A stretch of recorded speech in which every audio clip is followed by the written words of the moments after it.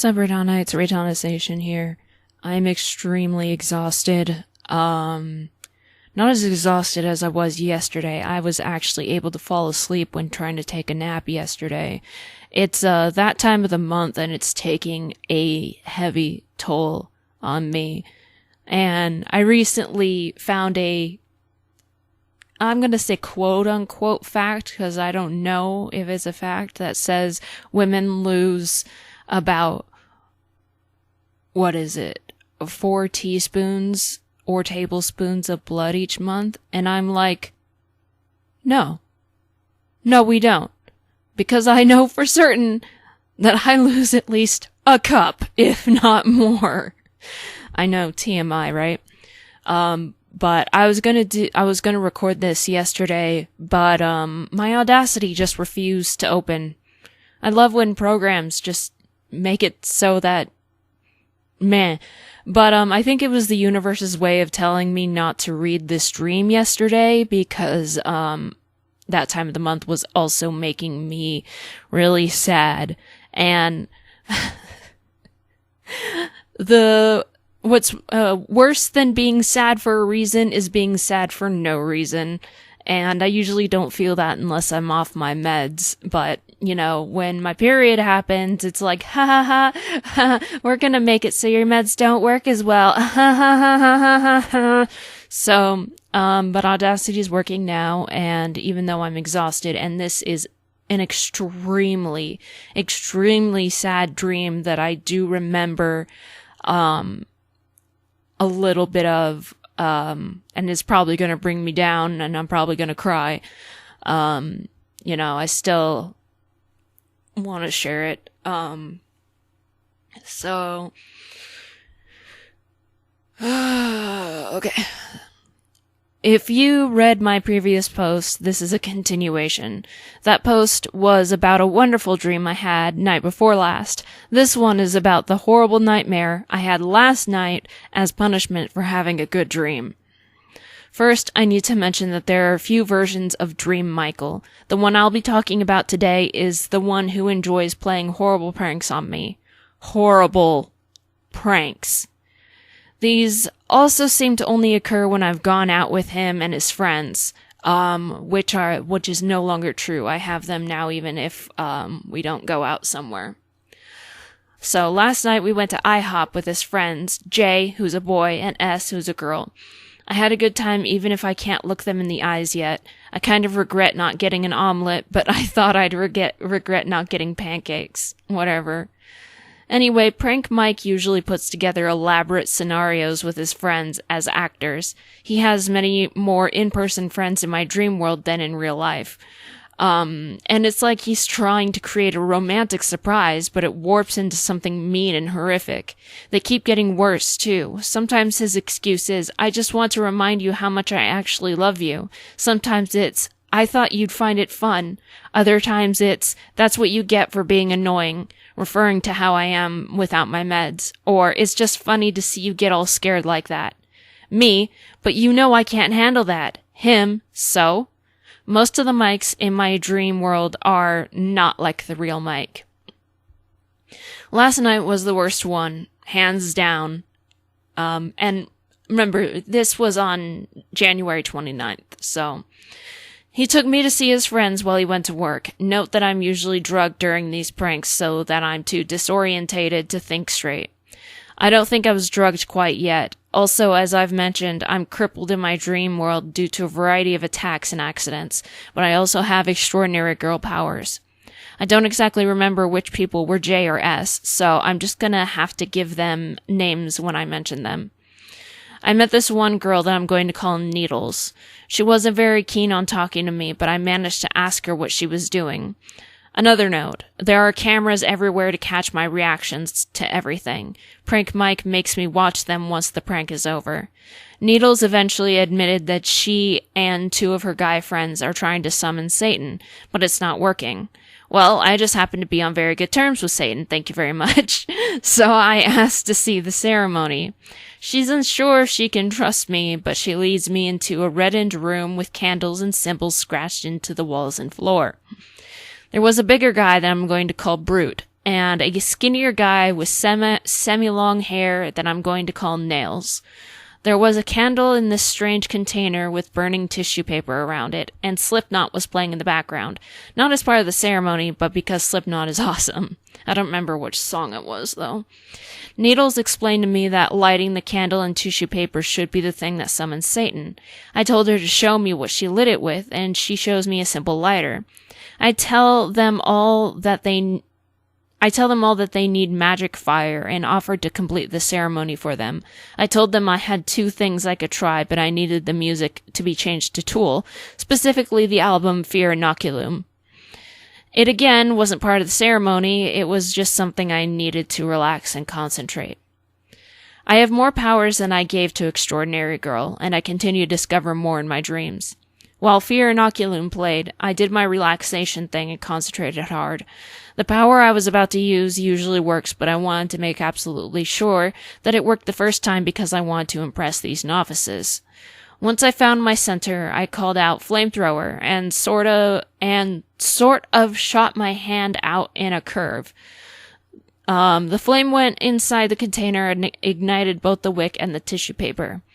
Then we waited. If this didn't work, I was going to do the same thing with my blue flamethrower, which was 10 times more powerful. Extraordinary Girl does not have this power. As a side note, later I also developed purple flamethrower and rainbow flamethrower, which are stronger respectively. Luckily, this was enough, and the room began to darken, though to a deep crimson red. I'm sorry. All 3 of them looked much happier than I thought they would, and they all turned toward me. That's when Brute grabbed me and held me still, and Needles pricked me with a syringe and drugged me. I wasn't totally knocked out, just drowsy, but I was awake enough to scream and struggle. The 3 of them carried me into a room. They're fools, I thought. They have no idea that Satan is practically my adopted father. Turns out the ceremony didn't summon Satan. It summoned an evil force that not only came with an army, but granted power to the people in this cult, which included the leader, Prank Mike. I did not yet know that he was the leader. Luckily, I did have some kind of weapon. It wasn't Graver, and then I link to something about Graver, I think. I hope I didn't miss that. Let me check real quick. Oh, yeah, I linked this to my DeviantArt, but I later copy it on my WordPress and expand on it.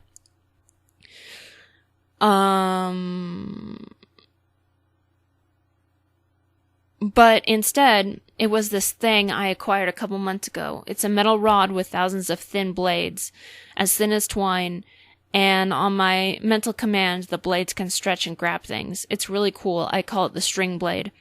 Side note again, now string blade is attached to me. It's within my hand and it comes out of my fingers, which actually hurts a lot. Think Wolverine and bringing out his claws and the fact that it really, really, really hurts. As so I've been told by Michael, who is a Marvel fan. I'm not, into that stuff, but, I don't absolutely hate it, So using that in my blue flamethrower, I managed to escape, though running while drugged was not easy. I remember thinking to myself, I don't know what it's like to be drunk, but this must be it. As I ran, I noticed the house do that beautiful Silent Hill shift. I knew what was going to happen, I just didn't know what things were going to come out of it. Welp, the things I remember was some sort of ghost girl that was mostly sentient, black hair, a deformed male child who looked like a burn victim, and he touched me, which made my own skin burn, and it hurt. I can feel pain in my dreams. It sucks.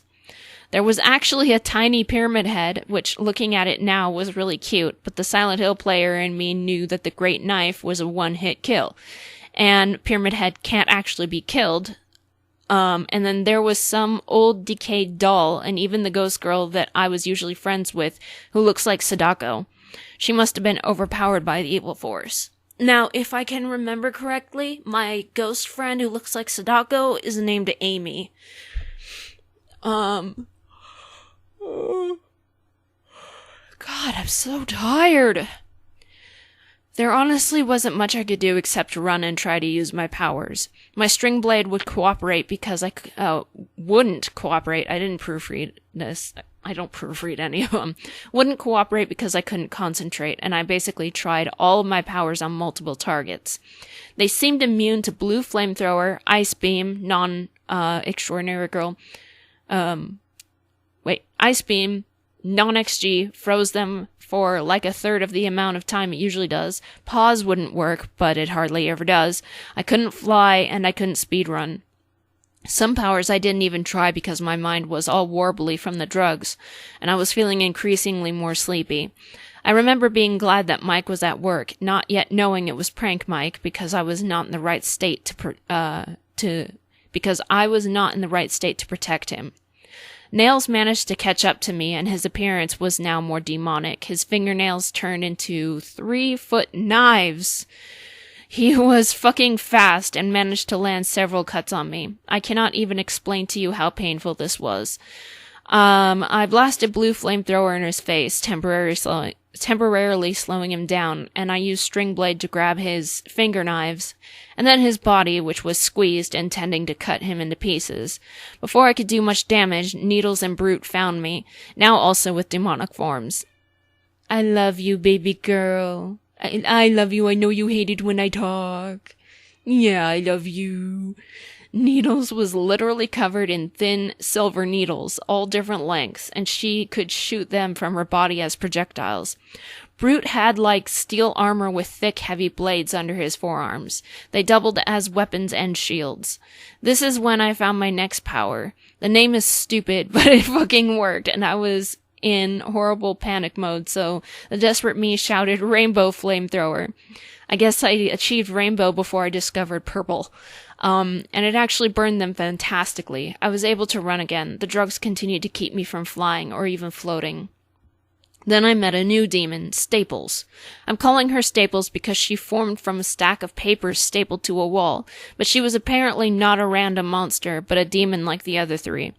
Her ability was also projectiles, but they were tiny sharp things fired from her fingers, probably Staples. She started chasing me now, and I found a hidden trap door in the kitchen I'm starting to really remember the images okay. I found a hidden trap door in the kitchen that led to a basement of sorts, though I came out of the top of an extremely cluttered closet. This is not the first dream involving cluttered closets, and it wouldn't be the last. In this basement was basically just the bones of the house and a single brick-colored metal door. I didn't realize Staples was behind me, but when I opened the door, she pushed me out. Strangely, it was sunny and I fell into a water slide. Oh no, the water park. I've been to this place multiple times. Oh god, the water park. Okay. I fell onto a water slide. The entire thing looked like a cross between a water park and a prison, though it was all outdoors. The water slides and pools had high fences around them, and no one could get out of the water. The slide that took me had such a strong current that I couldn't stop myself. For those of you who don't know, I'm scared of large bodies of water thanks to a near-drowning experience. There were prison towers in the middle of the pools. And there were tons of confused-looking people who had come from different water slides. They were apparently under the impression that they were voluntarily entering a fun game, a game show that they were invited to. Yes, it ended up being a game, and those people were invited, but it wasn't fun.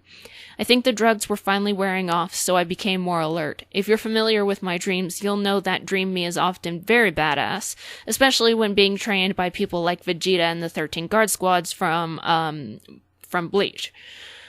What is my mind doing? Where is my mind? I still hadn't regained any floating ability and the water was freezing. The game was that we had to go through an obstacle course, survive, and then survive escaping, then we win. There was a halfway point where a guard asked if you want to quit. Trick question. If you say no, you continue with the obstacle course. If you say yes, you're put on a faster paced and much more hardcore obstacle course. Well, I said yes. I still had string blade, so that and my powers helped me. In the main course, there were blade-filled tunnels, spikes that came from the floor of the pool, slides with choppy blades, large gaps that led to nowhere, strong currents that made you lose control, and traps made to slow you down. In this new course, there was all of that, but that's the main course. In this new course, there was all of that, but the weapons actually targeted you instead of attacking randomly. Fences would pop in front of you, forcing you to double back and try a different route. Heavy jets of water like a fire hose aimed at you, which were very painful, and more evil things chasing you.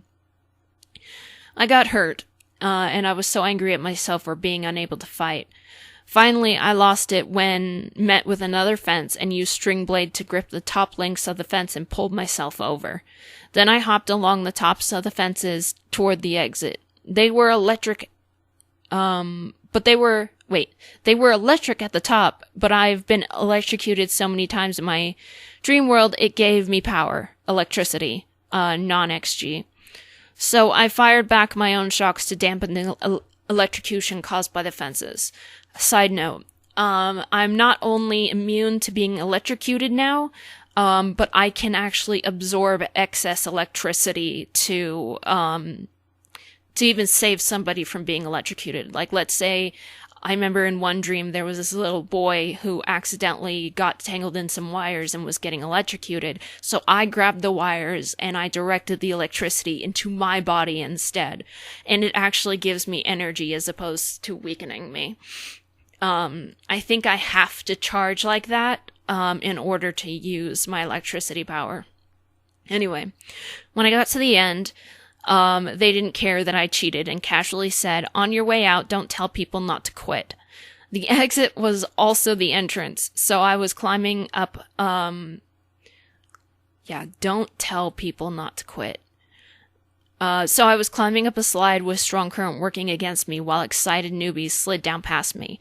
But I climbed, more determined than ever to survive. I managed to make it and came to a long line in front of the quote-unquote attraction. As I passed everyone, I said, "Don't quit," and turn back to everyone I could. After I said this a few times, I was grabbed by an invisible force, and a voice in my head said, "You're not allowed to tell them that, remember? Now you're disqualified." I fought it and broke free just as it was about to throw me back down the slide. I ran, and once I exited the quote-unquote attraction, I found myself in a normal entertainment center. I thought I was safe now, but I felt a needle stick in my shoulder. This one did knock me out. So like I said, I've been to this water park multiple times. I always know what it is. It looks the exact same. I always recognize it, and whoever I'm with, I'm just like, we can't go there. We can't go in that direction. We have to double back and find a different way. Anyway, I woke up back in that house, but it was normal again. It was apparently morning, and I was lying next to Mike. We all had spent the night there, as Brute, Nails, and Needles woke up as well. They all acted like normal people, and I decided that I had had a nightmare. Let me note to you that all of my dreams are so realistic. Sometimes it's hard to... it's hard to figure out that I'm actually dreaming sometimes, despite the fact that I also can lucid dream. Even though everything was unfamiliar to my conscious self, I was under the impression that my crippled self, who often has blackouts, was my real self. They all asked me if I was okay, and I mumbled, "Nightmare." Things started normally. Brute offered breakfast, and Mike and I followed him to the kitchen to help or something. I don't remember. I also don't remember what was said, but I know Mike was rubbing my back like he always does when I'm upset. Excuse me. Then we all heard Needles and Nails laughing, and I curiously left Mike and Brute to see what was going on. They were watching a video of me doing the ceremony, me being drugged and captured, me running away and trying to use my powers. It had been real. Brute came in and said, "Don't worry, it was just a joke. It was Mike's idea." I love how I didn't capitalize Mike again. I looked at my body and there were scars from the sounds I had suffered, from the wounds I had suffered. But they looked like they had been there for years. When Mike came in, I asked, "Why do you keep doing this to me? Why did you do that? You actually hurt me. You went too far." "Hey, reader, do you think that's the end of the dream? End of this dream?" So did I. "No. The joke Brute mentioned was that you woke up as if it never happened," he said in a sinister voice. I have literally never heard come out of the real Michael's mouth. All of a sudden, the room was dark red again. Needles, Nails, Brute, and Prank Mike were in demon forms, and Staples had returned. Jesus Christ, Mike's demon form clearly showed that he was the leader. He still had his regular hair and body type, but his skin was gray, eyes black, and blood dripping out of his mouth. He had some strange black cloak around him that flowed like gentle water, moving like it had a mind of its own. He was also holding a scythe with a huge blade, but whereas the bottom was a normal blade, the top was serrated, so there was no safe edge to it. The curl was also very unnatural. I was snatched and held by the 4 goons, and Prank Mike was laughing as he took my left arm, stretched it out, and used a knife to cut a long, deep line from the inside of my elbow to my wrist.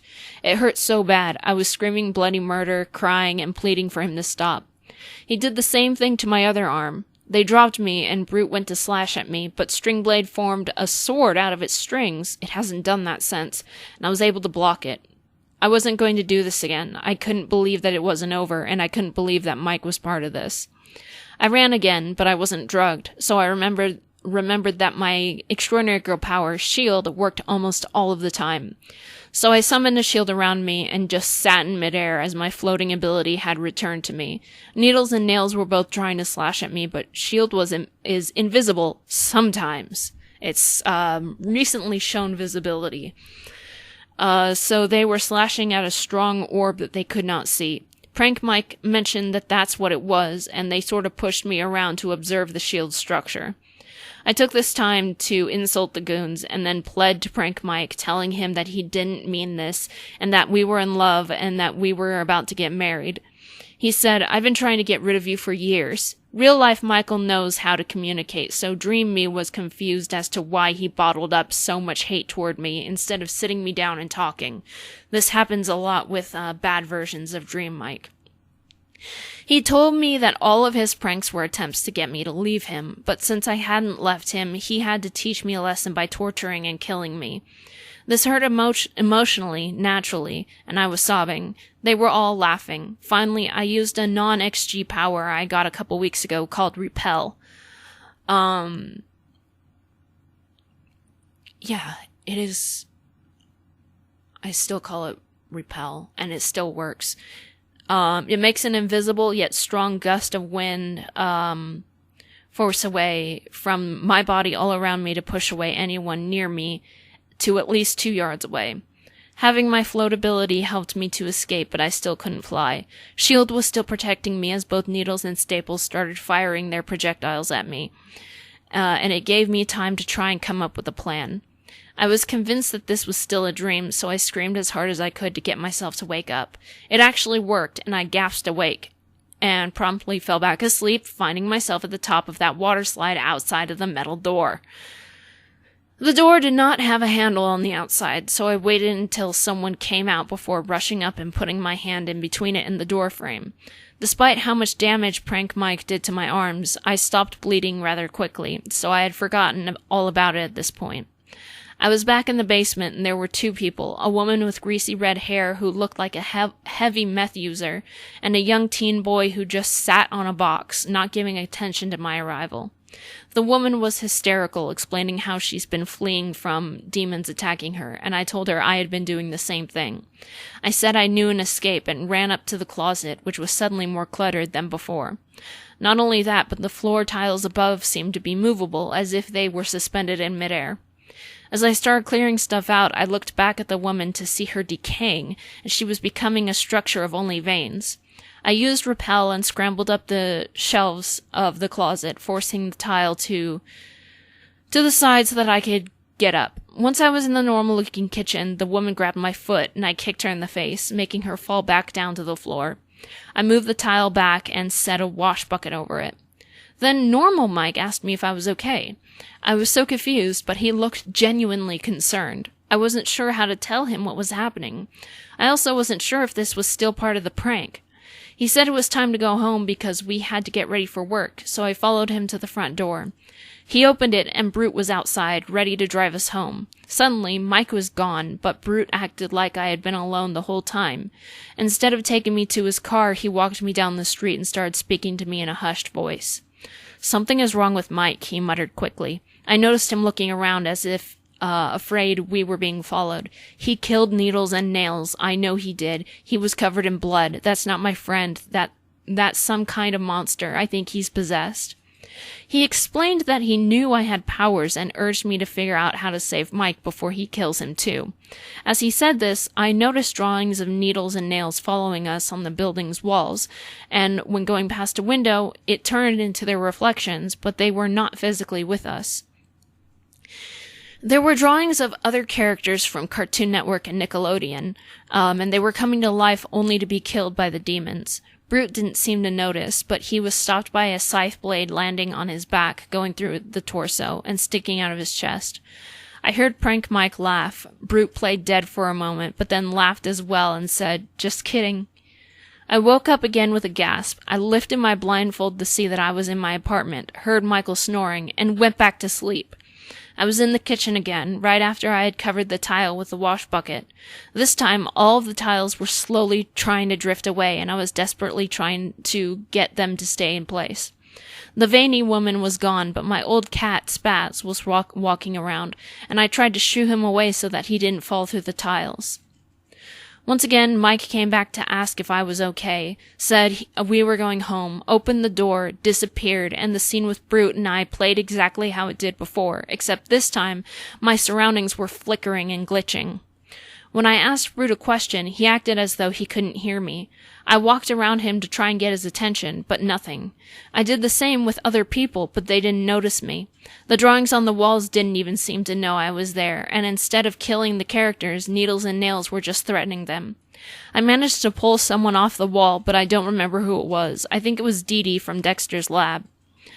Then the sidewalk ended into nothing but dark space, and I observed my surroundings. All of the walls and segments of sidewalk were slowly drifting apart like the tiles had, and when stepping on surfaces, they sunk a little with my weight, and popped back up when I had stepped off of it. Brute was frozen in place, mouthing silently, staring straight ahead. My dream self was back in the kitchen with the floating tiles, but now all the walls were separating as well. Nothing was glitching this time. The scene started to play out like it had the last two times, but this time Mike had black eyes and thick stitches going through his arms. I could see this because he was wearing a black tank top, something he'd never wear. He asked if I was okay and told me it was time to go home. This time, after he opened the door, I kept my eye on him and saw him turn to the side to walk up a flight of steps. I followed him, and he was sitting in a chair looking at me as if he expected me to follow him. The room was small, blank, and had cardboard boxes as if someone was just moving in. "Just kidding," he said with a smile, and then I woke up, not for real, back in the normal living room with Mike, Brute, Needles, and Nails, just like after the first round of the nightmare. It all played out the same, but this time I didn't go to the kitchen with Brute and Mike. I was fully on guard, and Needles asked me if I wanted to watch funny YouTube videos. I knew they were going to show videos of me going through this prank, so I used String Blade to slice through the monitor and grab Needles, trying to squeeze her into slices. Immediately, everything turned dark again, and Prank Mike in his demon form rescued Needles. He made a snarky comment toward me about catching on to how things worked. I was crying, but not sobbing, and asked why he's doing this to me. I didn't get a straight answer, just a slash in my direction. I had had it by this point. I was traumatized, and my mind had been broken enough to enter survival mode. This is when another non-XG power came up. It was a dark, violent smoke that I could control verbally along with hand gestures. I don't think I named it, but ordered it to do stuff by calling it Solid Smoke, and I've never seen it again since. It was like it had its own mind, but it was extremely obedient. However, it was like training a new Pokemon, so it wasn't too strong yet. It appeared on its own, grabbing hold of the scythe and throwing it to the side. This didn't deter Prank Mike, and his freaking cloak fought back. The difference here was that the cloak could not grab the smoke, but the smoke could grab it. I said, "Solid Smoke, grab it." It obeyed, but was losing hold. I tightened my fist as if I were latched onto the fabric, and the smoke gripped it more strongly. "Solid Smoke, pull the cloak." This is all very funny that it's a rhyme. A weak attempt to pull the cloak with one hand ended with the fabric freeing itself. While the cloak had been fighting, Prank Mike got his scythe back. I really didn't want to hurt the man I still loved, so my plan was to capture him and undo whatever curse was afflicting him. The cloak struck again, and I said, "Solid Smoke, grab it and pull." This attempt was also weak, and I saw the cloak slipping. "Pull it! Keep pulling it like this." I made a motion with my hands to indicate pulling a rope, and the smoke made a second quote-unquote hand and did as I demonstrated. We quickly managed to get Prank Mike closer. The smoke blocked his attempt to slash at me, and I used Ice Beam to freeze him. Some of my powers ended up being Pokemon powers. I even used Dazzling Gleam and Leaf Blade once. Again, Ice Beam didn't work to its fullest potential, so when he unfroze, I used Rainbow Flamethrower, but he was stronger than his goons, so he didn't get too much damage. He caught me again, had his goons restrain me, and carried me outside down the floating sidewalk. I was thinking hard and fast. Who could I call to come save me? Who would hear me? I realized no one would hear me, but I tried anyway. I screamed for Vegeta, and luckily he was in the area. My heart broke when he didn't even recognize me. He loves me. He always makes time for me. But this time he didn't even know who I was.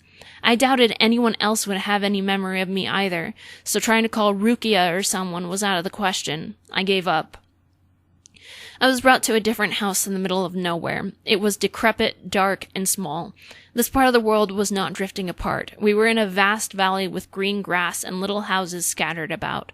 At the very end was an absurdly large office building, and there was a fire burning within it. The flames licking the outside walls through broke windows, but not engulfing the building as if it were stuck on this one state. Across from it was a cliff and a tree house on a huge tree that grew so tall, yet so far down it passed a dusty layer of fog and disappeared, no ground in sight. These are all observations I made later, not while I was being carried into this rickety house.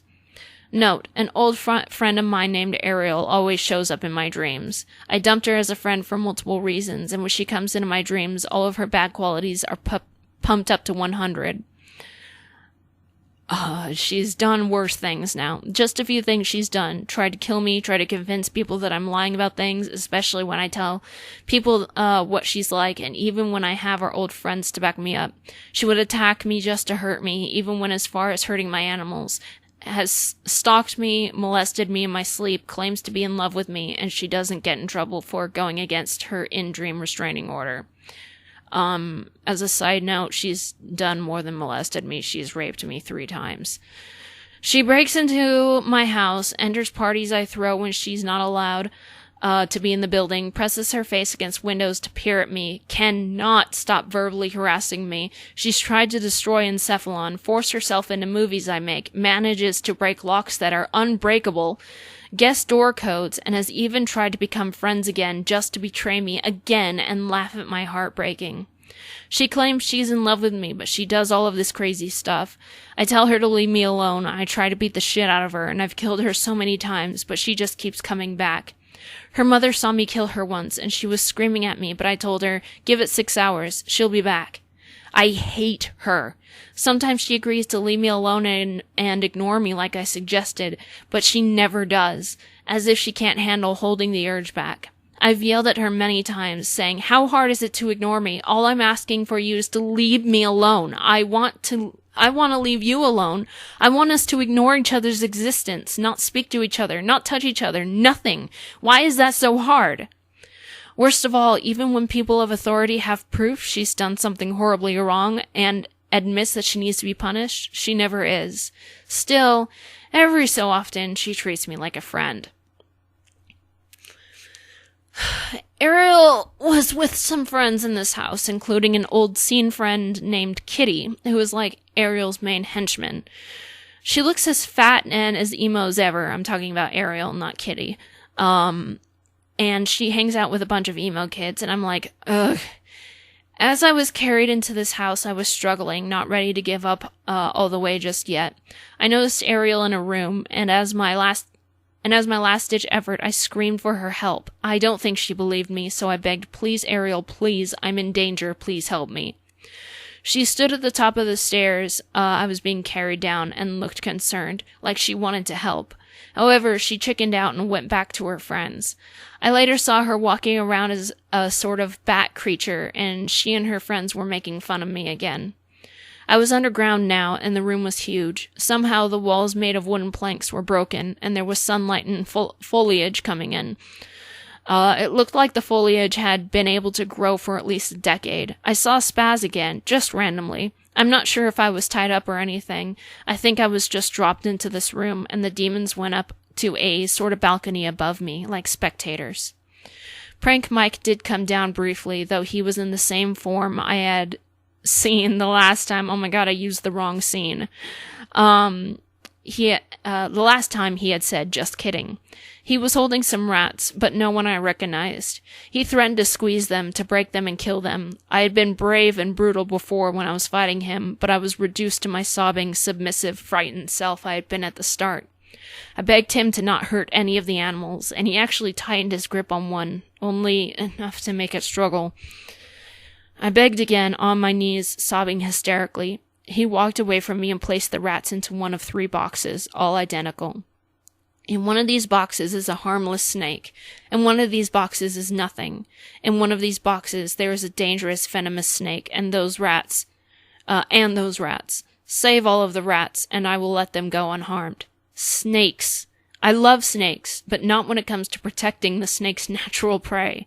I found a fully grown boa constrictor in the first box, who slid out. I saw Spaz in the line of fire, so I picked him up and put him in a shopping cart. Don't ask me where it came from. I don't know. I was about to try the 3rd box, but Staples discreetly shot once at the 2nd box. I glanced at her and she gave me a nod. I wasn't sure whether or not to trust her, but her expression was serious. So I opened the 2nd box and found the rats and many objects that would make it very difficult to find and grab them or the snake. I hadn't heard a squeak, so no one had been eaten yet. Prank Mike was laughing about how I'd never save them in time because of all the objects in the box, but I noticed what looked like an orange hose, grabbed it, and pulled. I instantly gripped its neck so that it couldn't bite, though it was certainly trying, hissing and spitting at me. I heard Brute ask someone, how did she find the snake so fast? I closed the snake into one of the other boxes and managed to find all of the rats, all completely unharmed. I let them go out of a hole in the wall. In real life, you can't do this with domestic rats, but I have this power over all rats in my dreams that makes them know exactly what to do and where to go. It's awesome. The gang were all very furious. Prank Mike seemed to not have expected me to know how to grab a snake, despite the fact that he knows how knowledgeable I am about animals. The boa also escaped outside, and Spaz continued to sit in the cart for some reason.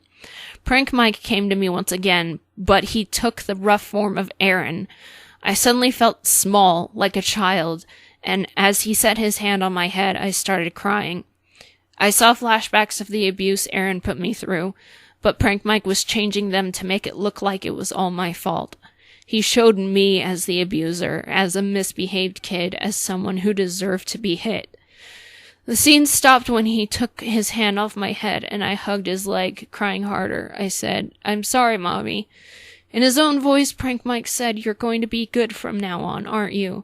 You're going to do everything I say with no argument."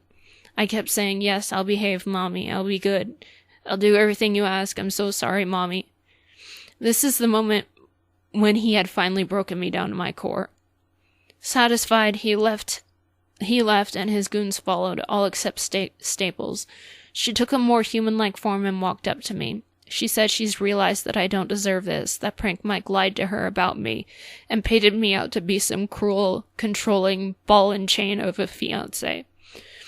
I couldn't feel anymore. I had stopped crying. I didn't feel the rage. I didn't feel the hurt. My voice was calm when I said, "We have to stop him." Staples told me she knows how to transfer the leader's power, and that it couldn't actually be defeated. If Staples stole the power, she could control it properly, and she'd keep me safe. We left together, going back to the house, which was semi-normal. I saw normal Mike and my Aunt Patty. Note, I have been having nightmares where my Aunt Patty is absolutely cruel, heartless, and downright evil, even though she's actually pretty okay in real life. Anyway, she was sitting on a roof beam, having been speaking to Mike and laughing with him, a camcorder in her hand. I still don't realize that this is a dream, and I think I'm awake. I inquire about what's going on, and it seemed she was in on the prank, too. Staples, Needles, Nails, and Brute had taken full human forms, laughing as if the prank was simply tricking me to wear my shirt inside out. I was exhausted, but some emotions returned. "I've been having nightmares about you, but you're really like this?" I shouted. She just laughed and told me to get a sense of humor. My wounds had not turned into aged scars. They were gooey scabs accompanied by bruises. I turned to Mike and once again asked, "Why would you do this to me?" I told him to look at me, look at my wounded body, and I told him I loved him and that I thought he loved me too. Otherwise, why would he propose? I sigh as I type this, remembering that it still wasn't over. Patty stood far back to film, and Prank Mike and the goons became demons again. However, the goons were starting to form opinions close to Staples. Brute mentioned that they were going too far and that it was time to stop. Needles actually said, "Don't you think she's had enough?" It seemed he was completely out of control, dismissing the others and continuing the torture. Now all 4 goons were on my side, and Staples began to explain that I needed to minimize him to force the power out and into another host. I didn't know what she meant by minimize, but she told me to rip his cloak off as much as possible. So I put the few emotions I had left aside, got ready with String Blade in one hand and Solid Smoke in the other. And Prank Mike and I both shot at each other. I used String Blade as a sword to block the scythe and told Solid Smoke to start ripping the cloak. It tried to defend itself, but when Solid Smoke ripped off a chunk and threw it to the floor, it was just black, unmoving goop. I found it strange that it wasn't fabric. I urged the smoke to keep going, saying it would have to work alone for a bit, but it seemed to feel my passion and determination and was thinking on its own perfectly. I tried many times to slice through Prank Mike, but I only hit him a few times, whereas he hit me continuously. I tried Rainbow Flamethrower, Repel, Ice Beam, Pause, Ice Cascade, and Redo, but nothing worked. He was immune to the flamethrower. Repel made him barely budge, Ice Beam didn't freeze him at all, and the other 3 didn't do anything at all. However, I was flying by this point, so at least I had that. Pretty much all of the work was done by Solid Smoke. As more of the cloak was ripped away, Prank Mike literally began to shrink. Eventually, I was able to hold him still as the last of the cloak was removed, and he became a small statue of a demon holding a tiny scythe. I stared at it, heartbroken, having just lost the love of my life. I held him close to my face and whispered it didn't have to be this way. All you had to do was talk to me about it. I can't know if something's wrong if you don't tell me. Now you're nothing but a rock. I hope it was worth it. Then I set him on a mantle. When I turned to the others, I saw Staples picking up the globs of cloak and sticking them to her body. We all just watched, and she took on a form that was very similar in appearance to Prank Mike's demon form. She even had the scythe. She sighed and sat in a chair once she had gained all of the power. "It's over," she said to me. "What will you do now?" I asked if I could serve her, telling her that there was no way I could return to a normal life. My emotions had disappeared again, and I verbally accepted that Mike was no longer here. Staples agreed, but said I couldn't be her right-hand man, like Brute had been to Prank Mike. I forgot to mention that. Because I wasn't strong enough. She decided that Brute will keep his place, but I would take Needles' rank. Needles and Nails would share a rank, and Patty would take her place. I don't really understand what I meant by that. Patty did not anticipate being involved, thinking that she was just there for the prank, but Staples turned her into a small stack of papers. Oh, and that Patty would take Staples' place. Stupid pronouns. And I went to staple them to the same wall Staples had been on. When I returned, she promised to train me, as well as protect me. As a side note, she has never shown up since. I asked her why this power couldn't be defeated, and she explained that the lives lost at the water park fueled his existence, and if the holder of the power doesn't get those souls, they will die with the power. So I had to agree to let these people die because I didn't want Staples to kill me for opposing her. I did say that the prison needed to be taken out. But she said that it's the only source she has. Not only that, but losing the power means turning into a small stone ornament just like Prank Mike, so she could never return to her former life. She also mentioned that the statue remains sentient. It can hear and see everything. It just can't move. That meant that the person within was forced to watch the world around them for all eternity. I found that I didn't care, and I swore my loyalty to the new leader. It turns out Staples made Patty take her place as punishment for being involved with the whole ordeal, even though I was family. The papers couldn't take a body unless the leader allows it. I mentally prepare myself for a life of no emotions, constant fighting for survival, and no relationships. They were going to give me enough demonic power to be like them once I was trained up. Normally, I think that was pretty cool, but now I didn't care either way. Prank Mike had broken me down, stomped me down until I was the finest of dust. I could never go back. Sometimes I'd talk to the statue, sort of to punish him further. One day, however, I accidentally cut my palm on the scythe, which I didn't know had stayed metal. The blood formed a new cloak, and he returned to his prior state. This time it was my sanity that broke. It wasn't over. I have to go through that all again. Now I didn't care. I truly didn't care, and I truly believed that this wasn't a prank. These weren't actors. This was fucking real. I started killing everyone and destroying everything. Prank Mike ran away and hid himself in a room, and everyone else were looking human again, but I went after them anyway, even though the house had returned to normal too. Brute was frantically banging on the door to the room where Prank Mike was, saying, "Okay, man, time to call it. We've gone too far. You need to call it." Right as I heard Prank Mike say, "It's over," I used String Blade to absolutely destroy Needles and Nails. Mike opened the door and said, "It's done. It's over, okay? I'm done. It's not real. I promise. I'm not joking this time." I had already done quite a bit of damage, but I returned to the emotionless me. He allowed me to step into the room, and we just sat in silence for a while. "When did you stop loving me?" I finally asked. He said a long time ago. "Why did you do this to me?" He said it was because he felt that I didn't respect him. "Why didn't you just talk to me about it?" He said he just hated being around me. And I said, "Okay." He then took me outside to the valley to show me all of the things that they were going to use if they had kept going. I heard a song in the background, like you would hear in a movie during a sad scene. It's the same repeated tune. A man sang, I gotta remember this tune. "You weren't like this yesterday. I thought everything was okay." That's not it. Hang on.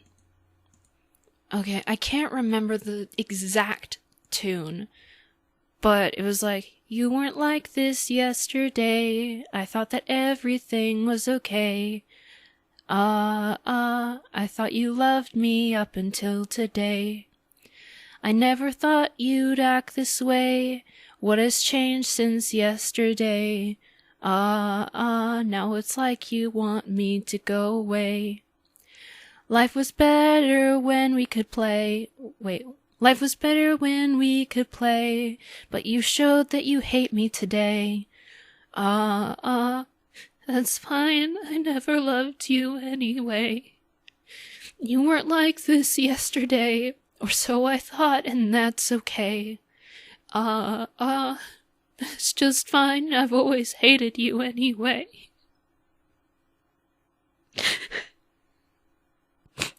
It's the only song from my dreams that I can remember.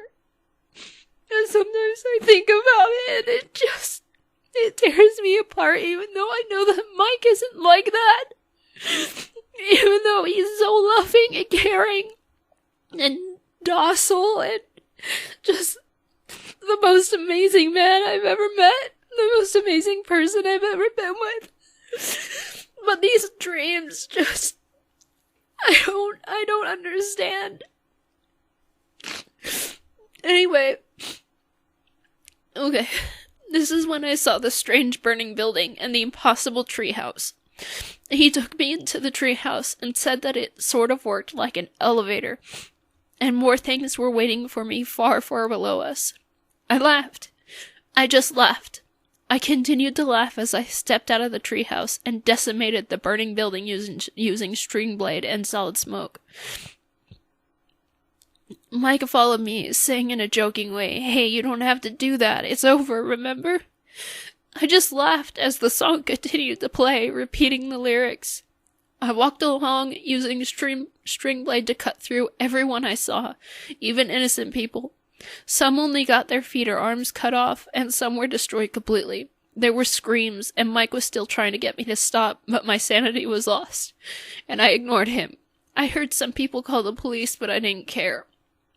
I saw Ariel the bat creature and stabbed her a few times before ripping off her head.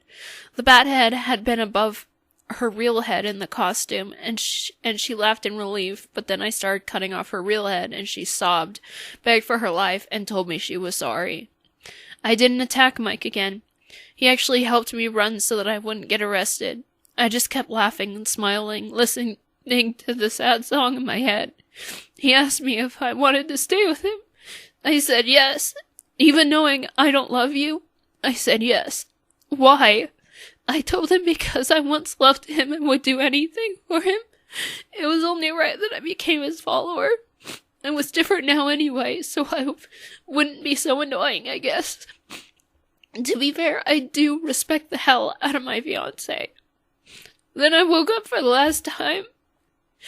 I turned over and hugged a sleeping Michael for a bit, but I couldn't get the song out of my head. So I went on the computer and wrote it down. Then I started writing my previous blog post. When he woke up, I told him a less detailed summary of my nightmare, and I cried. Neither of us understand why my brain hates him so much, and I had had fun with his friends at IHOP. I always enjoy Michael's company, always have fun with him, and he never acts like any of the bad versions of Dream Mike.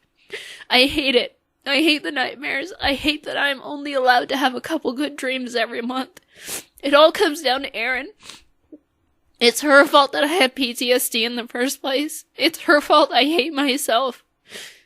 But I'll get over it eventually. Or maybe I won't, just like that dream with Randy. One thing is for certain. I'm going to have a talk with Vegeta next time I see him. I'm sorry. I didn't think I would cry so much, but...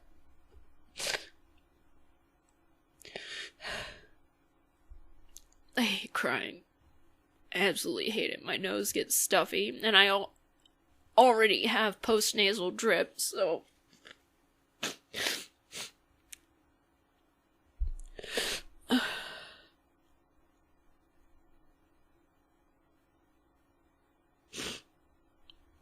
Is the next stream better than that?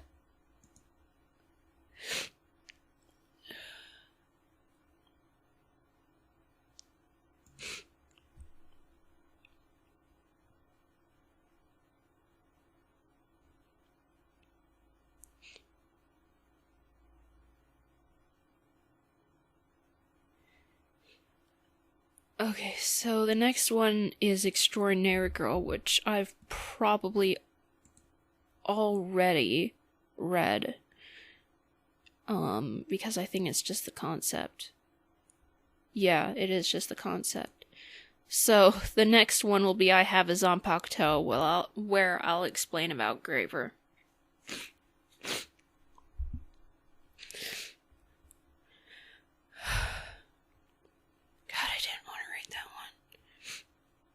Anyway,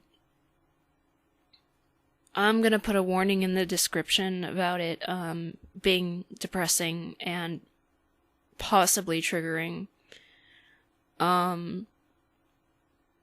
If you were strong enough to not have your entire day ruined by this, then, you know, cool. I think I'll feel better in a few hours. Unless my period says no. But if you liked this and you liked my dream journals, make sure to leave a like, subscribe, spread the word of awesome, become a Reitannite, and don't forget to click the little bell. And I shall see you later, alligators and crocodiles. Goodbye.